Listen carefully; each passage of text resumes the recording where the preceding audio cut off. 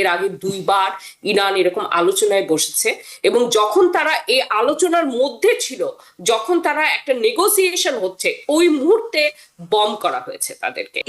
Iran যদি strong না হয়, যদি হরমুজ প্রণালী, this is the only thing they have left over to block ইট।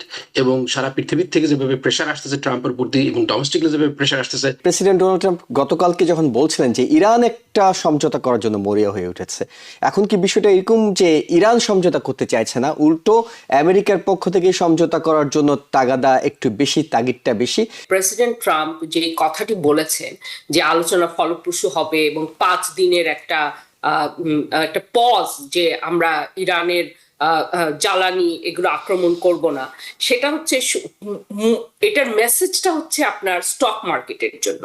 এটার এই 5 দিন এরকম সময় দিয়ে এমন ভাবে করতে চাচ্ছেন যাতে তেলের দাম না বাড়ে, স্টকের দাম না কমে। কিন্তু আসলে কিন্তু মানে আমরা জানি যে তৃতীয় পক্ষের মধ্য দিয়েও মানে কথা হয়তো এক পক্ষের থেকে মেসেজ আরেক পক্ষে যাচ্ছে, কিন্তু যে একটা আমরা আলোচনা বলতে যে জিনিসটা বুঝি সেটা কিন্তু হচ্ছে না, এবং সেটা হওয়া খুবই দুরূহ। কারণ আমাদের মনে রাখতে হবে এর আগে দুইবার ইরান এরকম আলোচনায় বসেছে, এবং যখন তারা এই আলোচনার মধ্যে ছিল, যখন তারা একটা নেগোসিয়েশন হচ্ছে, ওই মুহূর্তে বম করা হয়েছে তাদেরকে। কাজে এইসব দিক থেকে আমেরিকার প্রতি ট্রাস্ট এটা তো একদম জিরোতে, এবং এটা হওয়াই উচিত। কারণ এখনো আমেরিকা যে কথাগুলো বলছে যে আমরা একটা নেগোশিয়েট করছি এবং খুব দ্রুত সমাধান হবে, কিন্তু এর সাথে সাথে কিন্তু আপনার অনেক সৈন্য পাঠাচ্ছে ওইখানে। তো আপনার শুধু যে কথাটা দেখলে হবে না, আপনার কাজটাও দেখতে হবে। তো আসলে কি করতে চাচ্ছে, আবার কোনো একটা সমঝোতার মধ্যে এনে আবার আক্রমণ করতে চাচ্ছে কিনা, এই ভয়টা ওদের রয়ে গেছে। এই ভয়টা সবারই থাকা উচিত। কাজে এই ধোঁয়াশে ব্যাপারটা যেটা, মানে আমি বলবো আমেরিকা এই কমিউনিকেশনের জিনিসটাকে একটা টুল হিসাবে ব্যবহার করেছে, এবং সেটা সাংঘাতিকভাবে ব্যাকফায়ার করছে। কারণ আর কেউ, শুধু ইরান বলে না, আর কোনো দেশই কিন্তু আমেরিকার কোনো কথার উপর আস্থা আর রাখতে পারছে না। সেক্ষেত্রে এটি তো আপনি মনে করছেন যে আমেরিকা যদি এই আলোচনাটা সরাসরি যুক্ত হয়, কিন্তু আমরা অনেকগুলো দেশের নাম এর মধ্যে বেরো এসেছে, পাকিস্তান আগ্রহ দেখিয়েছে, যদিও কাতার বলছে আমরা এই আলোচনায় যুক্ত হব না, কিন্তু অনেকগুলো দেশ, তুর্কি, এমনকি চায়না পররাষ্ট্রমন্ত্রী তিনিও বিভিন্ন জায়গায় টেলিফোন করছেন। তাহলে তাদেরকে কি বিশ্বাস করা যায় না? অর্থাৎ আলোচনাটা কোথাও না কোথাও ইরানকে তো একটা বিশ্বাসের জায়গা তৈরি করতে হবে, না হয় এই যুদ্ধ থামার তো কোনো বিকল্প নেই। হ্যাঁ, কিন্তু ইরানের জন্য, ইরানের জিনিসটা দেখেন, দুইবার তারা বিশ্বাস করে এরকম তো তারা আলোচনায় যোগদান করেছে, এবং আলোচনা চলাকালীন সময়ে তাদেরকে বোমা বর্ষণ করা হয়েছে। হ্যাঁ, তবে একটা না একটা জায়গা আনতে হবে, কিন্তু যেটা আর কি যে একটা সাবলীল আলোচনা হবে এবং আলোচনার সময় একটা পজ থাকবে, এটা আশা করা যাবে না। এটার মধ্যে দিয়েই মানে দেখা যাক আর কি হয়। আমার কাছে মনে হয় যে হয়তো এখন পর্যন্ত যে সমস্ত দেশ ভূমিকা নিয়েছে, তার মধ্যে আমার মনে হয় যে পাকিস্তানের এটাই আমার কাছে ভূমিকাটাই আমার কাছে সবচেয়ে আপনার রিয়ালিস্টিক লাগছে। কারণ ওখানে তো আপনার আমেরিকা থেকে মানে প্রতিনিধিও পাঠানো হয়েছে, কিন্তু এখনো এটা কি হবে এটা জানি না। আর এটা তো হচ্ছে প্রথম পর্যায়ে, যে একটা জায়গায় বসতে হবে, তারপরে আপনার যে শর্তগুলো, ওগুলো এরকমই মিউচুয়ালি এক্সক্লুসিভ শর্ত, যে সেখানে কোন একটা মধ্যস্থতার একটা মধ্যপথ কোথা থেকে খুঁজে পাওয়া যাবে, সেটাও কিন্তু খুবই দুরূহ। কাজে এখানে আপনার মানে এই আমাদের কি বলবো, মানে আমেরিকা, ইসরায়েল এবং ইরানের পারসেপশন গুলো এত এত ডিফারেন্ট, তাদের ডিমান্ড গুলো এত এত ডিফারেন্ট। এখানে একটা জায়গায় একটা প্লেন একটা লেভেল ফিল্ডে আসবে, এটা আশা করা খুবই কঠিন। শেখুল মামুন, আমি ঠিক এই বিষয়টি একটু বোঝার চেষ্টা করছি। সেটি হলো যে আলোচনাটা আসলেই কত দূর গড়িয়েছে বলে আপনার কাছে মনে হচ্ছে নানা সূত্র বিশ্লেষণ করে? Thank you. Well, Alochana, look, there is no direct communication between Witkoff or Kushner and Foreign Minister of Iran, Mr. Agassi. There is no direct communication because, আমরা জানি যে তাদের কমিউনিকেশন হয়েছিল, they want to lay out the peace plan, they want to give up their nuclear capability. But you know what? The very next day they start bombing. We know that. So it's very, very difficult যে Trump যেটা বলতেছে, until and unless Trump really accept যে ইরানের যে proposal গুলো আছে। So Iran তার proposal গুলো বলছে because ইরানের 1 number condition is you have to withdraw the all kind of embargo. That Iranian economy like collapse completely, not month ago, long time ago. এবং তাদের they have a lot of money into the central bank of the United States. So সেখানের মানুষগুলো দেশে release করা হয়, তখন they will be better off.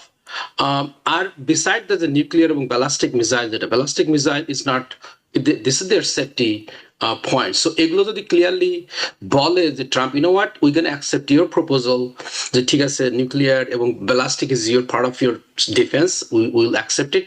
তো এখানে যদি না বলা হয়, তখন they'll die eventually, you know, they destroy a lot of infrastructure.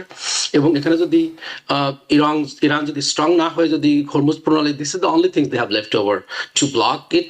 এবং সারা পৃথিবীর থেকে যেভাবে প্রেশার আসতেছে ট্রাম্পের প্রতি এবং ডোমেস্টিকলি যেভাবে প্রেশার আসতেছে, this is the only leverage ইরানের আছে। এবং এটা যদি তারা গিভ আপ করে দেয় টু কুইকলি, এবং তারা খুব হার্ড নেগোশিয়েটার, এটা তারা কিন্তু অনেকদিন থেকে নেগোশিয়েট করতেছে নিউক্লিয়ার ব্যাপারে for the last 3-4 administration, Obama থেকে শুরু করে ক্লিন্টন। সো তারা জানে যে হোয়াটস দেয়ার গোল, তাদের কিন্তু পিট দেওয়ালে ঠিক আছে, they have no more space. So until and unless Trump এবং উইটকফ বা কুশনার তাদের কোনো প্রমিসিং স্টেটমেন্ট না দেয়, ততক্ষণ না পর্যন্ত এটা কিন্তু it's not gonna be any solution. আমরা জানি যে এখানকার ব্যাংকার, এখানকার investor, they are very excited যে যদি একটা পিস হয়, তখন they will have a huge opportunity to build and work with Iranian government. At the same time সারা পৃথিবী কিন্তু তেলের দাম এখন যেমন 100+ হয়েছে, এটা হয়তো $50 চলে আসবে, তখন এটা was also huge opportunity. So এখানকার ইনভেস্টরও কিন্তু ট্রাম্পকে চাপ দিচ্ছে ইন্টারনালি যে make a deal, whatever happen, we destroyed their capabilities. এবং তাদের নিউক্লিয়ার ক্যাপাবিলিটিস যদি না থাকে, and if they want to really join to the world community for their better future for the Iran, then we should give them a chance. মানে তার মানে বিষয়টা কি এমন যে প্রেসিডেন্ট ডোনাল্ড ট্রাম্প গতকালকে যখন বলছিলেন যে ইরান একটা সমঝোতা করার জন্য মরিয়া হয়ে উঠেছে, এখন কি বিষয়টা এরকম যে ইরান সমঝোতা করতে চাইছে না, উল্টো আমেরিকার পক্ষ থেকে সমঝোতা করার জন্য তাগাদা একটু বেশি, তাগিদটা বেশি? কিন্তু শেখাল মামুন, আপনার কাছে প্রশ্নটি হলো, ইরান আসলে কোন শক্তিতে তারা বার্গেনিং করার মতো এমন একটা জায়গায় যাচ্ছে যে যুদ্ধ চললে চলুক, আমার কোনো সমস্যা নেই, আমি সহজে ডিলে যাব না? এটি আসলে ইরানের কি সামরিক শক্তি, নাকি কূটনৈতিক শক্তি, নাকি আসলে আমেরিকার প্রেসিডেন্ট কিংবা আমেরিকার উপর যে অভ্যন্তরীণ এবং বৈশ্বিক চাপ আছে সেটিকে তারা কাজে লাগানোর পরিকল্পনা করছে?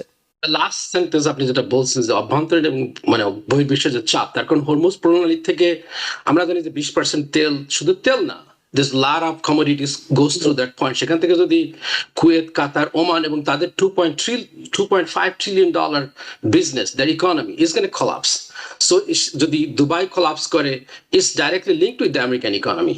America is selling a lot of software, a lot of hardware, a lot of supercomputer, next generation artificial intelligence. এটা কিন্তু মিডল ইস্টে যখন তৈরি হবে, it all required the American, all those softwares and hardware.